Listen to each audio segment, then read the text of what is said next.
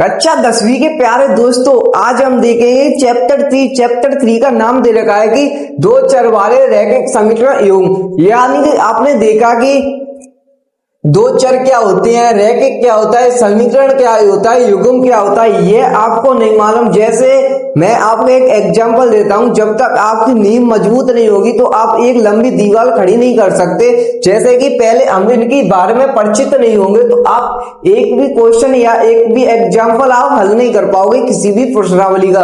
तो इनको पहले हम इनसे परिचित होते हैं कि यहाँ पर दो चर क्या होते हैं, रैखिक क्या होता है, समीकरण क्या होता है, युग्म क्या होता है। पहले इनके बारे में हम जान लेते हैं, उसके बाद हम दीवार खड़ी करेंगे, यानी कि उनके बाद क्वेश्चन करेंगे। तो देखे, मैंने आपको एक एग्जांपल देता हूं कि पहले हम इसमें इन सारों पदों को एक लंग कर दीजिए, इसको युग्म को एक लंग कर दीजिए। हम ओनली क्या देखेंगे, हम एक समीकरण देखेंगे कि समीकरण क्या होता है। तो मैंने ले लिया यहां पर एक 3x स्क्वायर प्लस के 4x प्लस के 8 बराबर 0।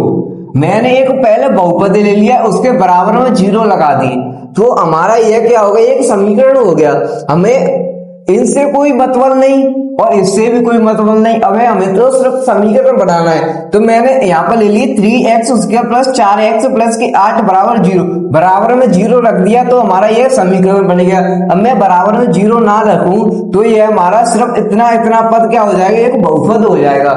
तो मैंने बराबर में 0 रख दिया, क्या बन गया, समीकरण बन गया। तो मैंने समीकरण आपको परिचित हो गए कि समीकरण शब्द से परिचित हो गए कि समीकरण 0 रखने पर हमारा समीकरण बन जाता है। लेकिन अब इसमें ऐड करो कि रैखिक क्या होता है। तो रैखिक यानी कि आपने चैप्टर 2 में पढ़ा होगा कि रैखिक बहुपद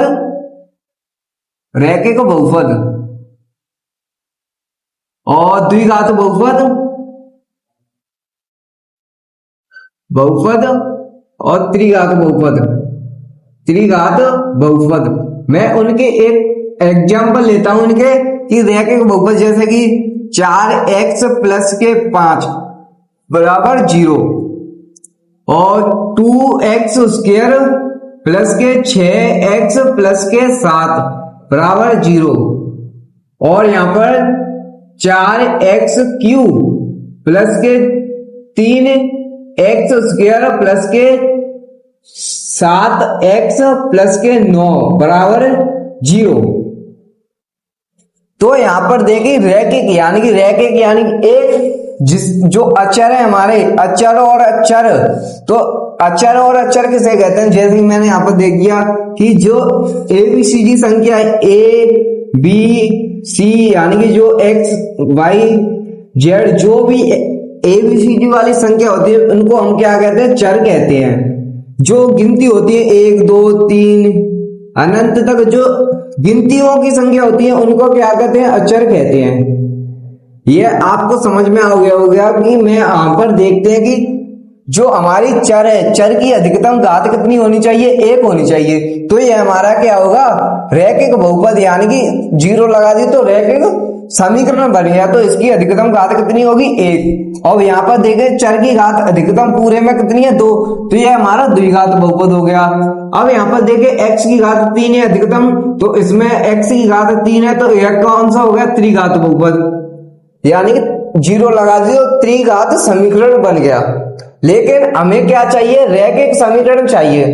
तो रैखिक समीकरण, तो मैंने इनसे अभी हमारे पास कोई मतलब नहीं है तो हम इनको साफ कर देते हैं, क्योंकि इनकी हमें अभी जरूरत नहीं है। ओनली हमें क्या जरूरत है, रैखिक समीकरण। तो मैंने ले लिया एक और एग्जांपल लेता हूं कि 5x प्लस के 6 बराबर 0, जहां में इसमें देखें कि अधिकतम घात कितनी है, 1 है। तो हमारा क्या हो गया, ये रैखिक हो गया। रैखिक यानी कि 1 आप समझ गए। तो यह कौन सा है, यह हमारा द्विघात समीकरण है। लेकिन हमें जरूरत है सिर्फ 1 वाले की। तो यहां तक आपको समझ में आ गया होगा कि रैखिक समीकरण क्या होता है, जिसकी घात अधिकतम 1 हो और बराबर में 0 हो, वो हमारा रैखिक समीकरण होता है। तो इसकी हमें जरूरत नहीं, इसके भी हमें जरूरत नहीं, क्योंकि हमें एक समीकरण मिल चुका है। अब देखें यहां पर रैखिक समीकरण यहां तक आपको समझ में आ गया। लेकिन अब क्या कह रहे हैं, दो चर वाले रैखिक समीकरण, अब इसको भी ऐड करते हैं इसमें, दो चर वालों के।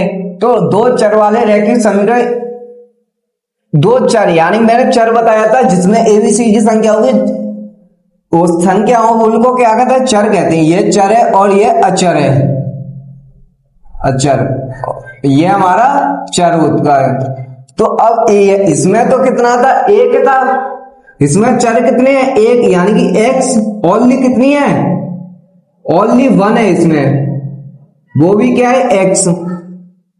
अब बात कर रहे हैं दो चर, यानी कि मैंने आपसे कहा कि दो चर वाले रैखिक समीकरण हो, तो मैंने एक एग्जांपल ले लिया कि 4x प्लस के 3y प्लस के 6 बराबर 0।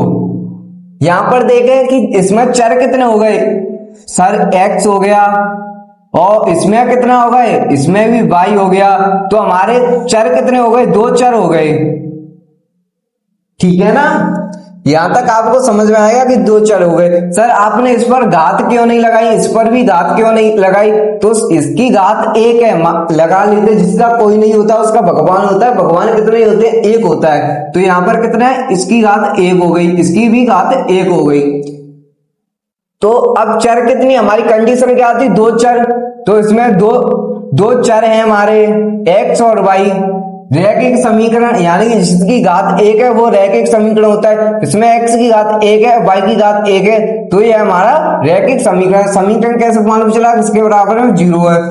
अब यहां तक आपको समझ में आ गया होगा अच्छी तरीके से कि हमारे दो चर वाले रैखिक समीकरण क्या होते हैं। अब क्या रह गया यहाँ पर, हमारा युग्म रह गया। अब युग्म देखते हैं कि इसमें देखें, इसको साफ करते हैं पहले। युग्म बनाना, युग्म बनाने के लिए यह तो एक हो गया, यानी इसको समीकरण एक दे देता हूं। युग्म बनाना, युग्म का मतलब जोड़ा बनाना है, कि इसके नीचे एक को लिख देता हूं मैं, 4x प्लस के 7y प्लस के 3 बराबर 0। अब देखें कि एक तो यह होगा, एक यह वाला हो गया 2, तो ये एक और एक कितना हो गया, 2, यानी कि ये जोड़ा बन गया हमारा, यह और यह जोड़ा बन गया, तो यह हमारा युग्म आ गया। तो दो चर वाले रैखिक समीकरण युग्म आ गए। अब इनको फाइंड करने के लिए हमें अगले सवालों को देखेंगे अगली वीडियो में।